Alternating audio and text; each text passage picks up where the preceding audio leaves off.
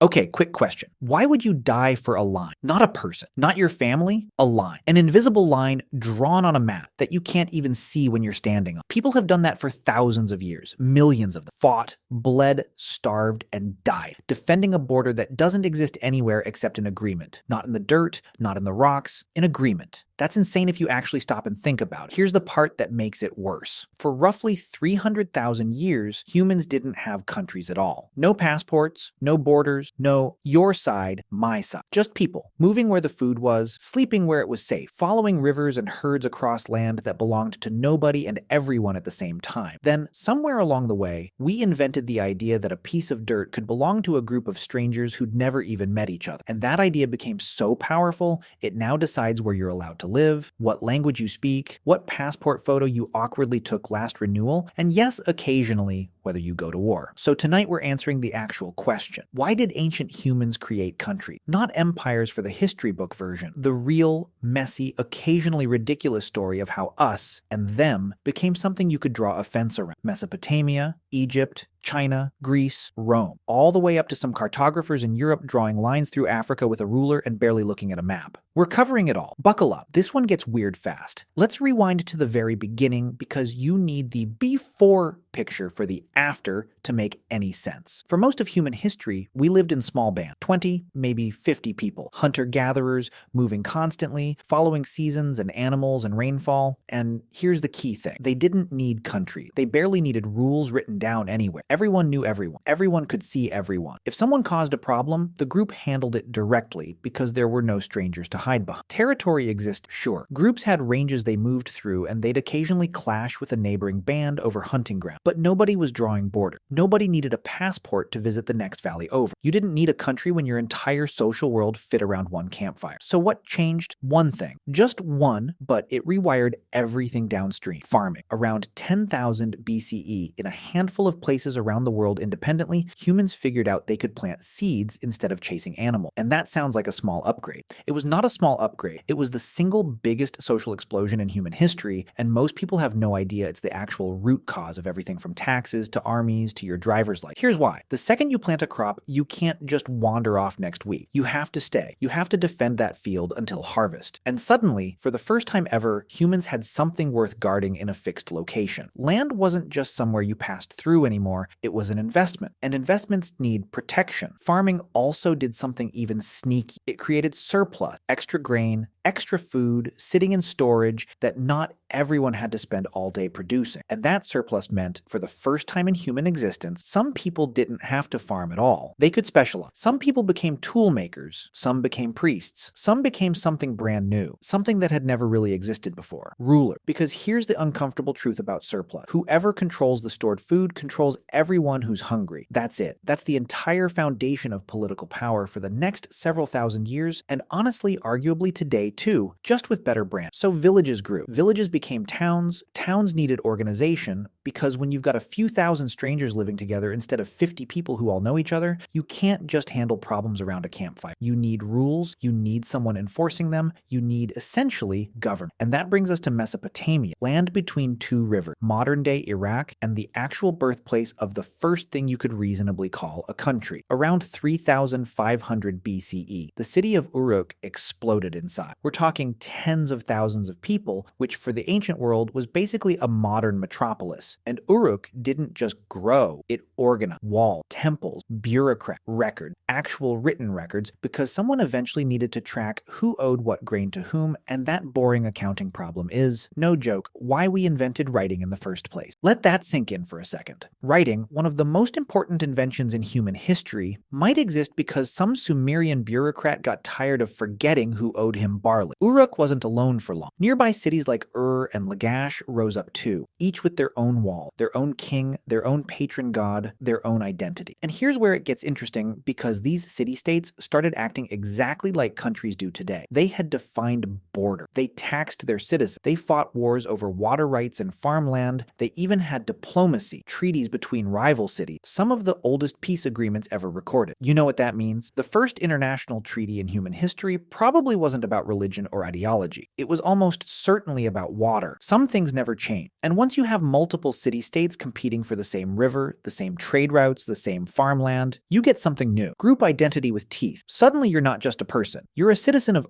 or an enemy of Your city becomes part of who you are, worth fighting for, worth dying for. That's not a small mental shift. That's the actual birth of nationalism 4,000 years before the word existed. Now, over in Egypt, something even more dramatic was happening, and it's basically the origin story of the modern country as a concept. Around 3100 BCE, Egypt existed as two separate kingdoms, Upper Egypt in the south, Lower Egypt in the north, each with its own crown, its own gods, its own identity. Then a king, traditionally called Narmer, conquered and unified them into a single state. And here's the genius part. Instead of just calling it the place Narmer conquered, Egyptian rulers built an entire mythology around the unification itself. The pharaoh literally wore a combined crown, the Shent, merging the white crown of the south and the red crown of the north into one object. One hat, symbolizing one nation, worn by one man forever. That's not an accident. That's branding. 4,000-year-old branding, and it's genuinely more effective than half the national symbols we use today. Egypt then did something almost no ancient civilization managed. It stayed unified, more or less, for nearly 3,000 years. 3,000 years of continuous national identity built around the Nile, the pharaoh, and a shared mythology that said, essentially, we are one people because the gods say so. And that's the first real blueprint for a country. Not just shared land, shared story. A myth powerful enough that strangers who will never meet each other still feel like they belong to the same thing. You ever notice how every country still does this? Anthem, flag, national holidays celebrating events most citizens couldn't accurately explain if you asked them. That's not new. That's Narmer's crown, just with better graphic design. Let's jump over to China because China figured out something Egypt and Mesopotamia hadn't quite nailed yet. Unification through sheer brutal consolidation. For centuries, China wasn't one country. It was several competing kingdoms, locked in what's literally called the Warring States period, roughly 475 to 221 BCE. Constant war, shifting alliances, rival philosophies about how society should even be organized, Confucianism, legalism, Taoism, all competing for influence while armies competed for territory. Then Qin Shi Huang happened. The king of the Qin state conquered every rival kingdom one by one, and in 221 BCE declared himself the first emperor of a unified China. And unlike some conquerors who just took the throne and called it a day, Qin Shi Huang went full nation-building mode. He standardized the writing system, so people from completely different regions could actually read the same document. He standardized currency. He standardized cart axle widths, so roads worked uniformly across the entire empire. He even started connecting regional walls into what would eventually become the Great Wall. Think about that. This man didn't just conquer a country, he engineered one from scratch, down to the width of your wagon wheel. That's not government. That's industrial-grade nation built, 2,000 years before anyone coined the phrase. And it worked in the sense that China, as a continuous cultural and political identity, has persisted through dynasties, invasions, and revolutions for over 2,000 years since. Very few nations on Earth can claim that kind of continuity. Most of them didn't even exist yet. Now here's where things get genuinely fascinating, because not every civilization went the unification. Some went the exact opposite direction, and it worked just fine for them too. Ancient Greece never unified into one country. Ever. Not really. Instead, it splintered into dozens of independent city-states. Athens, Sparta, Corinth, Thebes, each with its own government,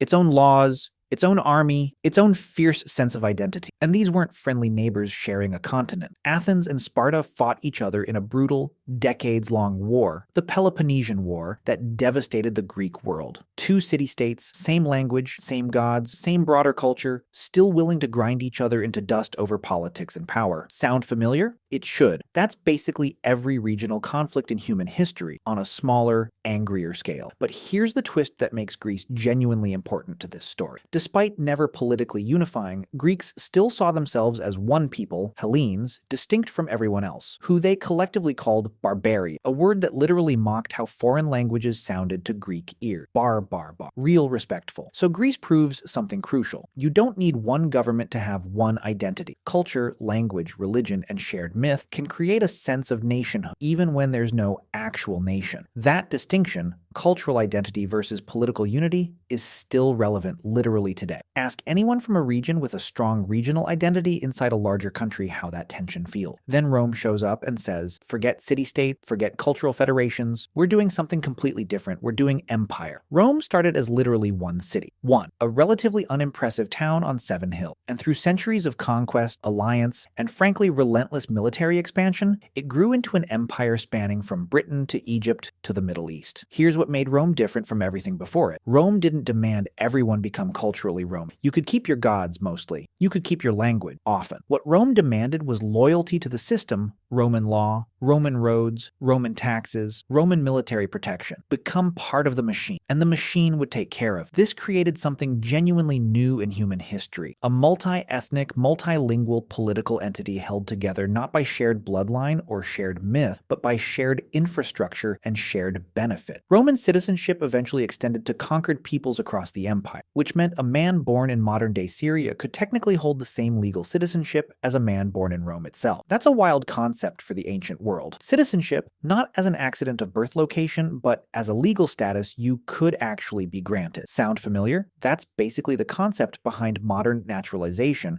invented by an empire 2,000 years before your local immigration office existed. And when Rome eventually collapsed in the West around 476 CE, it left behind a vacuum. And into that vacuum poured, ironically, the exact opposite of empire. Fragmentation. Medieval Europe splintered into an absolute mess of kingdoms, duchies, city-states, and feudal territories constantly shifting, constantly at war, held together not by strong central nations but by a tangled web of personal loyalty. A peasant didn't pledge allegiance to France. They pledged allegiance to their local lord, who pledged allegiance to a duke, who pledged allegiance to a king, who might, depending on the century, also owe loyalty to the Holy Roman Emperor or the Pope. It's genuinely one of the most confusing political structures in history. Borders shifted constantly through marriage, inheritance, and war. Literally, kingdoms changed hands because a princess married the right, or wrong, prince. Imagine your entire nationality changing because your king's daughter got engaged. That was normal. That was Tuesday for medieval Europe. There wasn't really a strong concept of country the way we understand it today. There was land, and there was whoever currently controlled it. National identity, as in, I am fundamentally French, and that matters to my core identity, barely existed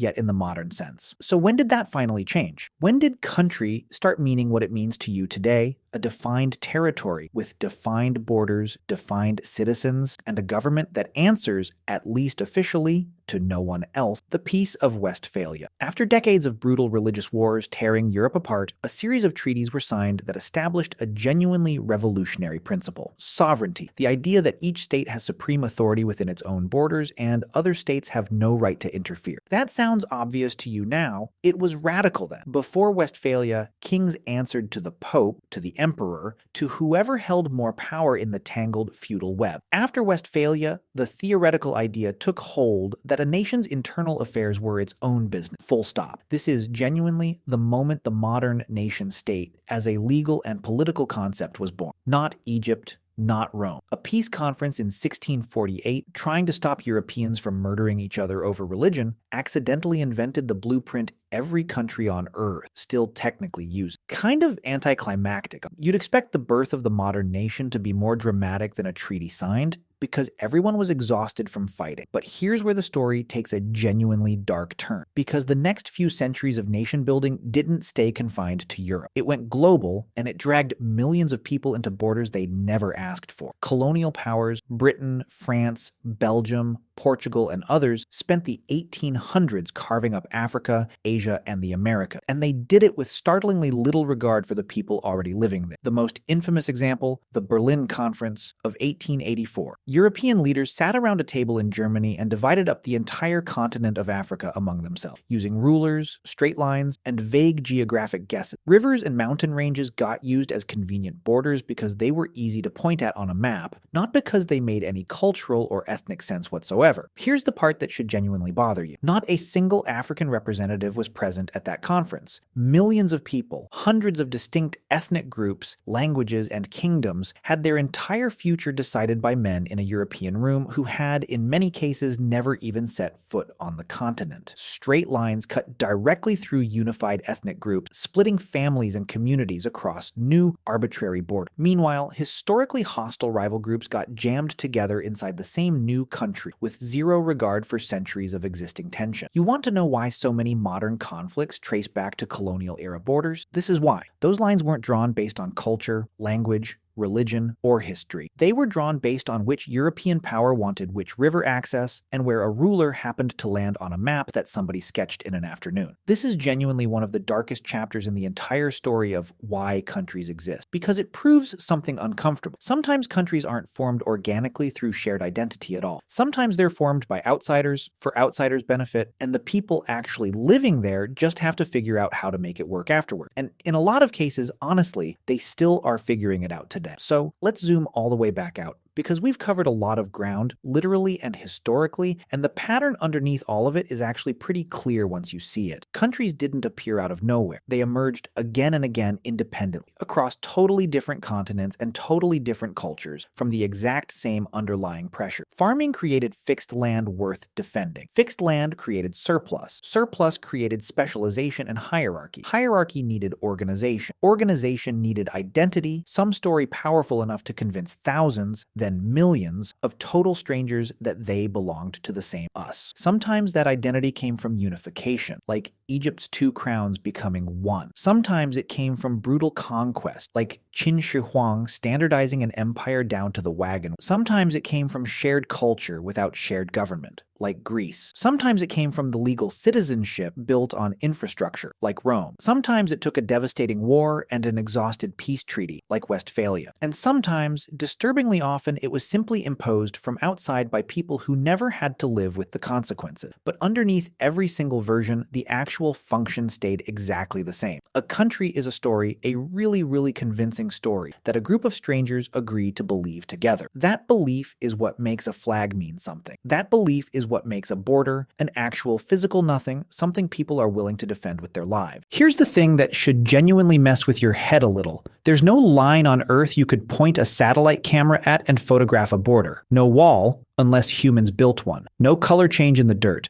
Borders are pure agreement, upheld entirely by shared belief, backed up by force when the belief gets tested. That's it. That's the whole system, the same one running your life right now, that started with a farmer 400 generations ago deciding a field was worth guarding. Which brings us back to that question from the very beginning. Why would you die for a line? Because it was never really about the line. It never was. It's about the story wrapped around it, the identity, the belonging, the us that story creates. That's what Narmer understood when he put two crowns on one head. That's what Qin Shi Huang understood when he standardized an empire down to the axle. That's what every anthem, every flag, every national holiday has quietly understood for thousands of years. Countries were never really about land. Land was just the excuse. Countries have always been about story, and humans have never, in 300,000 years, been able to resist a really good story, even one drawn in straight lines by strangers on a map they barely understood.